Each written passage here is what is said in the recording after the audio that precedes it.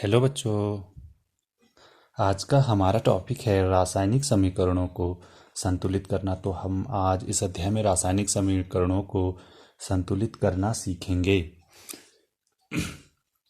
तो NCERT Hindi medium book का question number 6 है, निम्न रासायनिक समीकरणों को संतुलित कीजिए। तो इसमें हम इन समीकरणों को संतुलित करना सीखते हैं। चलो आओ। इसमें है HNO3 प्लस CaOH का होल ट्वाइस एरो CaNO3 का होल ट्वाइस प्लस H2O। यानी कि ये क्या है? ये हमारे पास है नाइट्रिक अम्ल, कैल्शियम हाइड्रोक्साइड, और ये है कैल्शियम नाइट्राइट, और ये है हमारे पास जल। तो इस समीकरण को हमने संतुलित करना है। समीकरण को संतुलित करने के लिए हमें क्या करना होता है? हमें जो बाएं पक्ष में जो यौगिक हैं, ये जो तत्व हैं, उनके अणुओं की संख्या, जो दाएं पक्ष में तत्व या यौगिक हैं, जैसे यहाँ पे कैल्शियम यहाँ भी है, यहाँ भी है, तो दोनों तरफ इनके अणुओं की संख्या बराबर होनी चाहिए। तो सबसे पहले हम बाएं तरफ के तत्वों को लिखते हैं। यहाँ पर है हाइड्रोजन H, इसके अणु कितने हैं? एक ही है। N, इसके भी एक अणु है। ये O है, O के कितने अणु हैं? 3। इसको एक ही यौगिक है, तो इन सबको एक कोष्टक में लिखेंगे। और दूसरा है कैल्शियम Ca, और इसके अंदर है ऑक्सीजन। ऑक्सीजन कितना है? OH का होल ट्वाइस, यानी ऑक्सीजन भी 2 और हाइड्रोजन भी 2। इसको हम एक कोष्टक के अंदर लिख देते हैं ना, क्योंकि ये अलग यौगिक है, ये अलग यौगिक है, इसलिए इसको यहाँ लिखेंगे, इसको यहाँ पर लिखेंगे। अब हम चलते हैं दाईं ओर। यहाँ पर कैल्शियम के कितने अणु हैं? एक। नाइट्रोजन NO3 का होल ट्वाइस, यानी कि नाइट्रोजन कितनी है? 2, और ये ऑक्सीजन 3 है, और 2 3 दूने 6। ऑक्सीजन कितनी है यहाँ पर? 6। इसको एक कोष्टक के अंदर लिखते हैं। अब यहाँ पर है जल, यानी कि H कितना? H के कितने अणु हैं? 2। ऑक्सीजन का कितने अणु है? 1। इसको एक कोष्टक के अंदर लिख लेते हैं। ठीक है, इसको हमने इस तरह से लिख लिया। हम चाहें तो उसको नीचे भी लिख सकते हैं, इसको यहाँ पे आगे भी लिख सकते हैं, वो आपकी इच्छा है, आप कैसा लिखना चाहते हो। अब हम इसमें देखते हैं, यहाँ पर देखो हाइड्रोजन कितना है? बाईं ओर 1 है, और जबकि यहाँ कितना है? 2 है। तो अब क्या करेंगे? बराबर करने के लिए हम क्या करेंगे? यहाँ पर 2 से गुणा कर देते हैं इसको, है कि नहीं?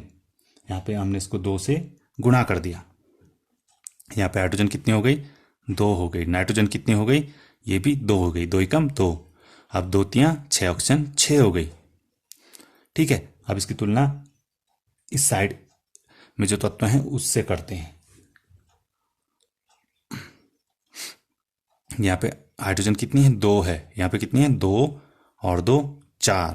तो अब क्या करेंगे? यहाँ तो 4 हो गई, इसको भी फिर 2 से गुणा कर देते हैं। अब कितनी हो गई? 2 दूने 4। ऑक्सीजन कितनी है? 2 एकम 2।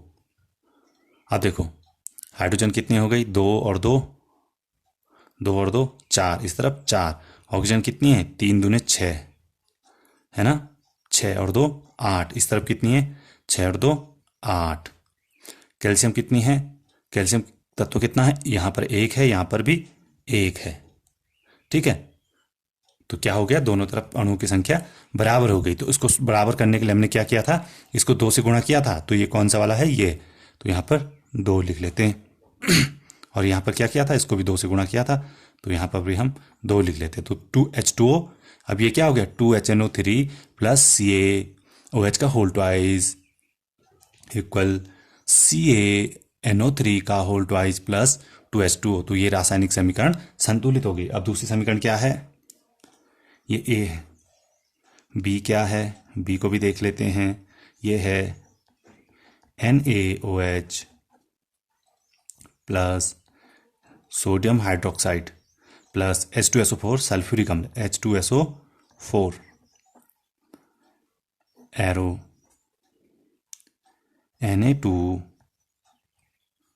Na2SO4 sodium sulphate plus H2O इसको भी उसी तरह से संतुलित करेंगे।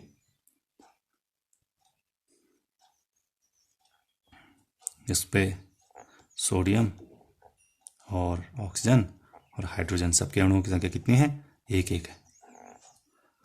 तो एक एक को लिखते नहीं है, वो मैंने लिख दिया है। अब देखो H2SO4 हाइड्रोजन 2 सल्फर 1 ऑक्सीजन 4, इस तरफ सोडियम 2 सल्फर 1 ऑक्सीजन 4। जो अलग यौगिक हैं उनको अलग कोष्टक के अंदर लिखना है। Hydrogen 2 oxygen 1। अब क्या करेंगे? यहाँ पे देखो, यहाँ पे सोडियम 1 है, यहाँ पे कितना है? 2 है, तो इसको भी 2 से गुणा कर देते हैं, तो ये हो जाएगा 2। ऑक्सीजन कितना हो जाएगा? ऑक्सीजन भी 2, 2 ही कम 2, हाइड्रोजन 2 ही कम 2। ठीक है, यहाँ पे 2 हो गया। और यहाँ पर कितना है? यहाँ पे हाइड्रोजन 2 है, लेकिन ऑक्सीजन कितना है? 1 है, तो यहाँ पे हम 2 से गुणा कर देते हैं। 2 दूने 4, 2 ही कम 2। अब देखो, अब क्या हो गया?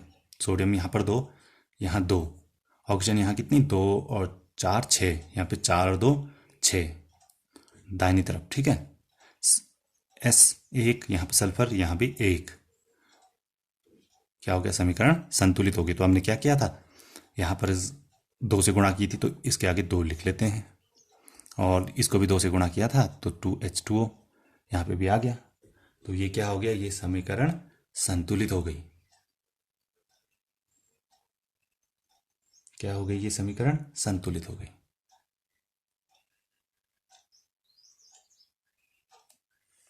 अब नेक्स्ट देखते हैं C। क्या है ये? NaCl प्लस सोडियम का सोडियम क्लोराइड है ना, AgNO3, एल्यूमिनियम नाइट्रेट, और एरो AgCl प्लस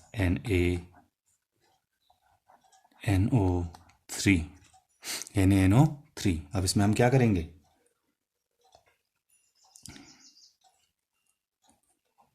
NaCl,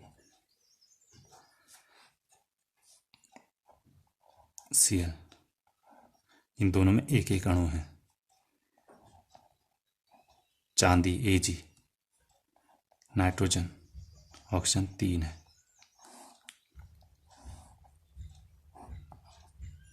चांदी 1, क्लोरीन 1। अब यहाँ पर क्या है? सोडियम, नाइट्रोजन, ऑक्सीजन कितनी है? 3 है। 3 है, और यहाँ पे भी 3 है। तब हम इसमें क्या करेंगे? देखते हैं। यहाँ सोडियम 1, यहाँ पर भी 1, क्लोरीन 1, यहाँ पे भी 1, यहाँ पे भी Ag 1, चांदी 1 है, नाइट्रोजन 1 है, 1 है, ऑक्सीजन 3 है, तो 3 है। ये समीकरण क्या है? ये समीकरण ऑलरेडी संतुलित है। तो अब इसमें D बचा हुआ है, barium chloride D।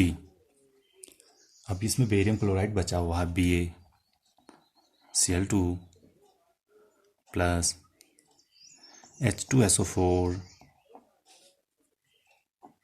Arrow BaSO4 plus HCl। तो अब हम इसे भी संतुलित करेंगे। तो बेरियम को लिख लेते हैं, क्लोरीन को लिख लेते हैं, क्लोरीन के 2 अणु, हाइड्रोजन के 2 अणु, सल्फर का 1 अणु, ऑक्सीजन के 4 अणु। इसको थोड़ा बड़ा बनाना था, है ना, कोष्टक को। बेरियम 1, सल्फर, ऑक्सीजन 4,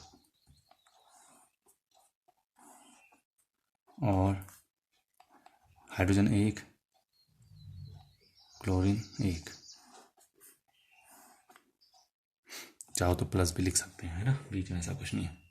अब क्या करेंगे, यहाँ पे देखो बेरियम 1 है, यहाँ पे 1 है, संतुलित है। क्लोरीन यहाँ 2 है, यहाँ 1 है, तो उसको 2 से गुणा कर देते हैं, तो कितना हो गया, 2 हो गया। ये भी 2 हो गया। ये हाइड्रोजन कितनी है, यहाँ पर 2 है, यहाँ पर 2 है। ऑक्सीजन 4 है, तो यहाँ पर 4 है। बेरियम 1 तो ये क्या होगी, समीकरण संतुलित होगी। तो इसको संतुलित करने के लिए क्या किया था, हमने इसको 2 से गुणा किया था। तो यहाँ पे हाइड्रोजन क्लोराइड यानी कि हाँ हाइड्रोक्लोरिक अम्ल के आगे 2 लिख देंगे, तो ये समीकरण क्या हो जाएगा, यहाँ पे 2 लिख देंगे और ये पूरा समीकरण सेम रहेगा, तो ये समीकरण भी संतुलित हो गया। आज के टॉपिक में इतना ही। अगर आपको इस रासायनिक समीकरणों को समझने में कहीं पे कोई परेशानी या दिक्कत हो तो प्लीज़ कमेंट करना। और अगर आपको कोई नेक्स्ट या कोई अदर टॉपिक जो आपको समझ में नहीं आ रहा है या आप उसे नहीं समझ पा रहे हैं तो आप प्लीज़ कमेंट कीजिए और कमेंट करके उस टॉपिक का नाम लिखिए। हम आपको उस टॉपिक की वीडियो ज़रूर बनाकर देंगे। Thank you.